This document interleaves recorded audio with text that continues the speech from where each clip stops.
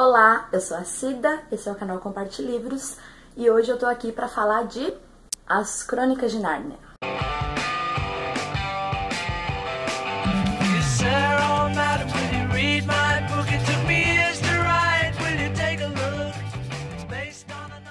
Antes de começar a resenha, um aviso aos navegantes. Eu não li o livro inteiro, tá? Na verdade, essa edição aqui é a edição completa das Crônicas de Nárnia. Pra quem não sabe, são vários livros que foram publicados separadamente e só depois reunidos em volume único.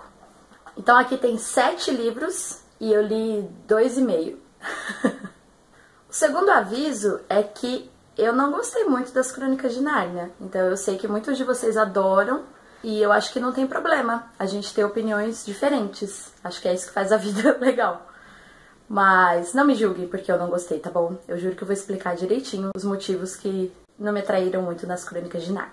Terceiro aviso e último é que esse vídeo pode ter spoilers. Então se você não conhece Nárnia, não leu, não assistiu os filmes e não tem ideia do que se trata e nem quer saber, talvez seja melhor você não ver esse vídeo antes de ler.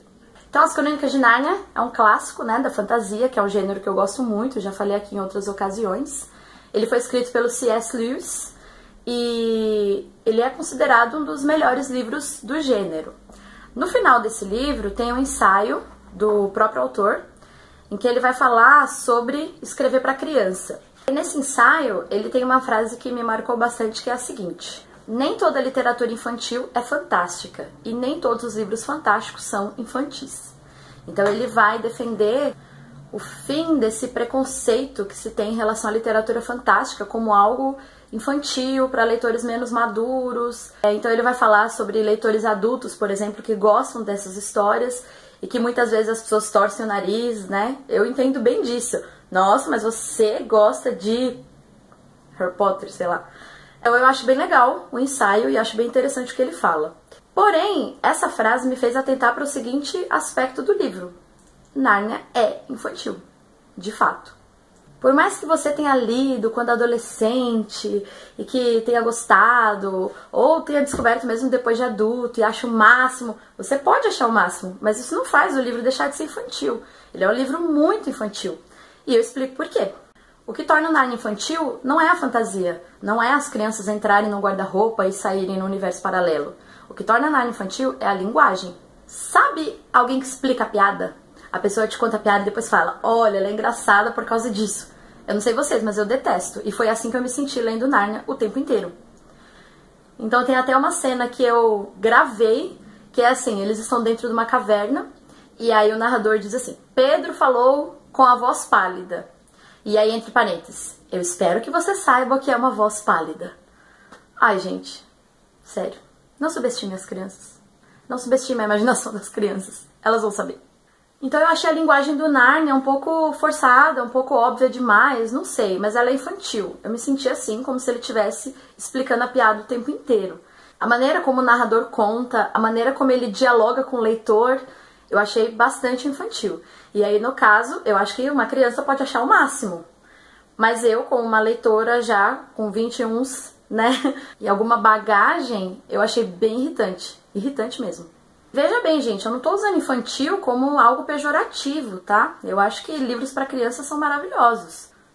Porém, eu sou acostumada a ler livros para criança. Por exemplo, eu adoro Alice, eu adoro Lobato, e eu não me sinto retardada quando eu tô lendo. E Nárnia eu me senti assim. Eu acho que o autor, ele subestima o leitor, como eu já comentei. Outra coisa que eu achei bastante marca de história para criança é a falta de explicação, sabe? A falta de alguns porquês. Aí eu preciso dar uma advertência pra vocês, que é a seguinte: eu sou muito cri-cri, de verdade. Eu sou aquela pessoa que a gente vai assistir um filme e todo mundo sai amando o filme e eu falo: não, mas não explicou tal coisa, e o personagem ter feito isso não tem verossimilhança. Então assim, vocês não são obrigados a concordar comigo, tá? De forma alguma, mas afinal a resenha é sobre as minhas impressões. Então eu acho que o livro deixa muito a desejar no quesito verossimilhança. Primeiro vamos imaginar o seguinte: mesmo que se trate de um mundo paralelo, de um mundo fantástico, aquele livro, enquanto a gente está lendo, ele tem que parecer real.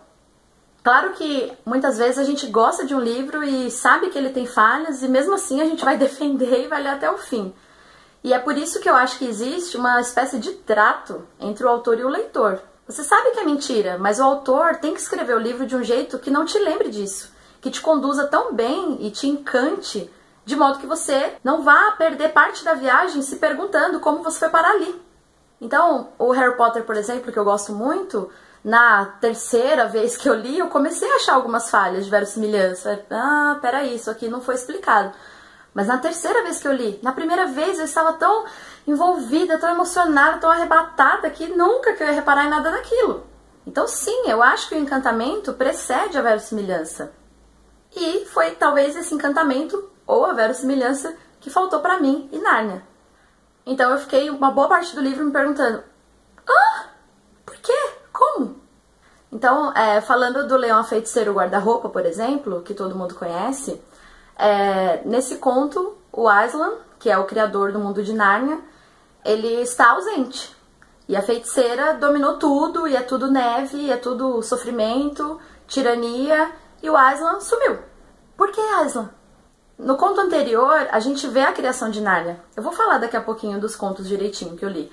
Mas no primeiro conto a gente vê a criação de Nárnia. Aslan criou tudo. E depois ele sumiu e deixou pra feiticeira? E aí é mais legal, ele retorna e acaba com ela assim. Então por que ele deixou todo mundo em Nárnia sofrendo tanto tempo? De verdade, esse é apenas um dos questionamentos que eu tive lendo a história e que eu tô dividindo com vocês, porque eu acho que todo mundo, assim, né, já assistiu Leão, a Feiticeira e o Guarda-Roupa. Bom, então assim, eu li o primeiro conto, que é O Sobrinho do Mago, li o segundo conto, que é O Leão, a Feiticeira e o Guarda-Roupa, e dei uma olhada no terceiro, que é A Última Batalha. Foi só uma olhada, por isso eu disse que eu li 2 contos e meio. O primeiro conto, Sobrinho do Mago, ele vai falar da criação de Nárnia. Então ele tem 2 personagens principais, que são o Diggory e a Polly, são 2 crianças. E o tio do Diggory, ele é um mago. E ele desenvolve uns anéis que fazem com que você viaje por universos paralelos. Então ele, numa artimanha, manda a Polly para um universo paralelo, e aí o Diggory se vê obrigado a ir para salvá-la.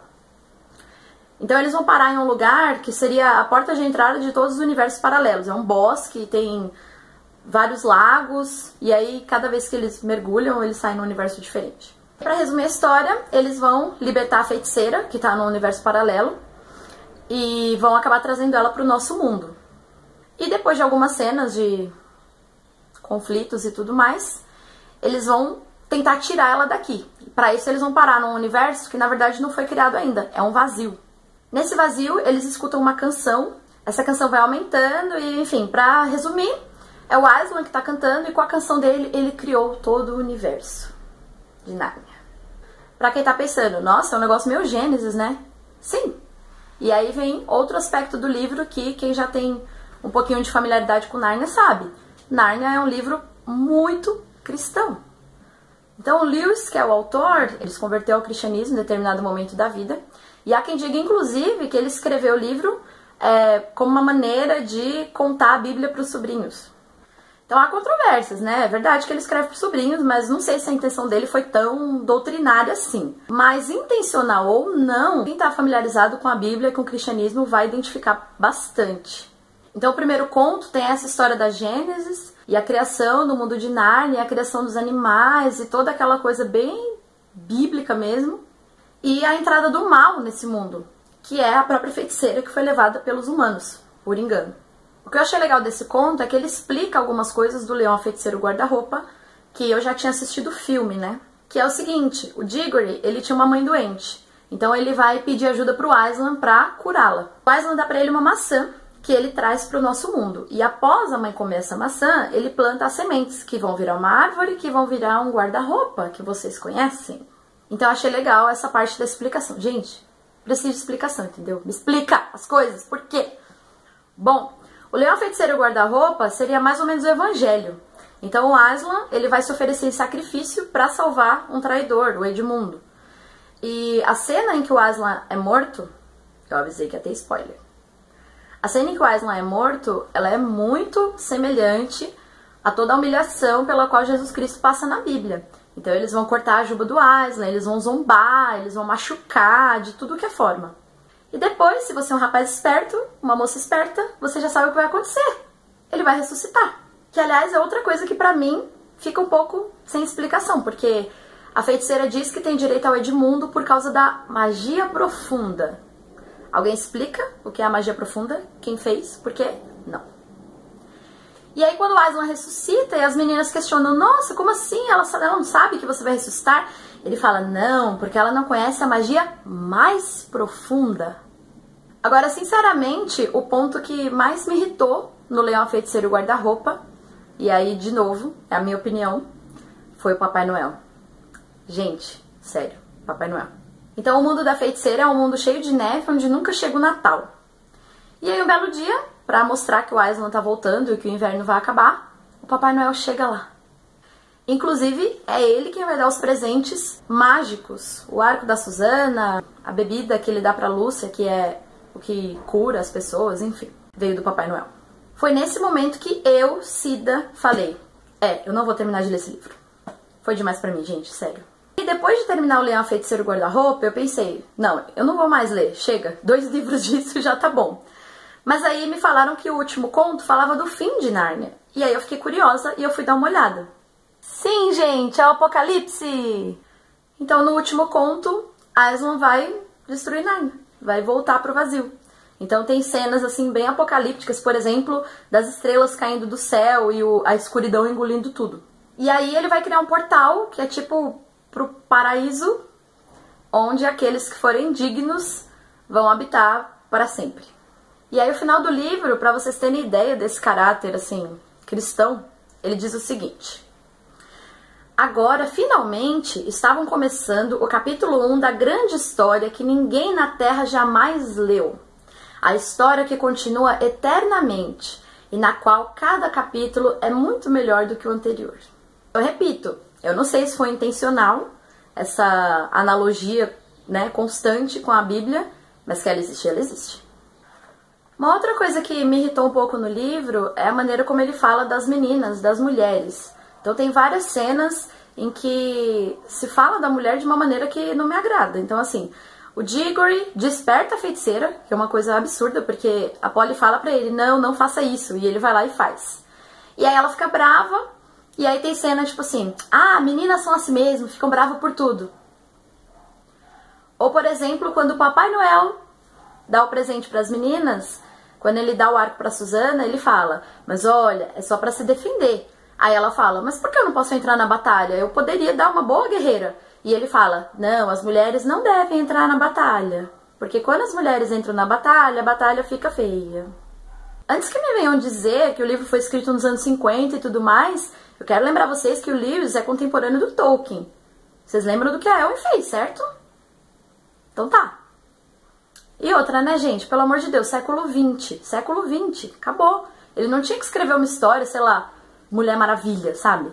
Mas eu acho que não é legal pra criança reforçar esse tipo de estereótipo. Ai, as meninas não podem. Ai, as meninas são assim. Nossa, muito chato, não gostei. Achei desnecessário. Agora, pra quem tá achando que eu odiei o livro completamente, que eu não vou falar nada de positivo, eu vou sim. Eu gostei muito da descrição do livro, tá? Todo autor que cria um universo paralelo, ele precisa ser descritivo. E, de preferência, ele não deve cair numa descrição que seja maçante. O Lewis consegue fazer isso. Então é muito fácil imaginar o mundo de Nárnia e todos os lugares que ele cita sem que fique cansativo. Ele cria essa ideia de mundo paralelo e a fantasia que ele cria é muito bonita. As cenas que ele cria são bem legais. Tem, por exemplo, a ideia do sol. Porque existem universos que tem o sol mais jovem e outros universos que tem o sol mais velho. E aí é diferente, né, a cor do sol, enfim. Eu achei super legal. Então, assim, tem umas cenas que são até poéticas. Então a descrição é legal, a descrição do universo fantástico, a criação dos cenários, eu achei isso bem interessante. E também não é um livro que eu vou dizer assim, nossa, que livro insuportável, não leiam. Não é isso. Eu acho que é uma questão de estilo de cada um. O que mais me atrapalhou mesmo foi a linguagem. Eu achei a linguagem bastante irritante. Mas, por outro lado, para quem não se dá bem com linguagens um pouco mais complexas ou trabalhadas, pode achar até legal. Quanto à questão da verossimilhança, é aquilo que eu disse. Se você estiver encantado pela história, você não vai parar pra pensar nisso. É que eu não tava. Bom, gente, então é isso. Espero que vocês comentem comigo pra gente conversar um pouquinho sobre Nárnia. Talvez vocês me expliquem algumas coisas que pra mim ficaram sem explicação. E eu peço desculpas pelo atraso no vídeo, essa semana foi um pouco corrida, mas aí pra compensar vai ter vídeo no fim de semana, tá bom? Obrigada a você que me acompanhou até aqui e até a próxima.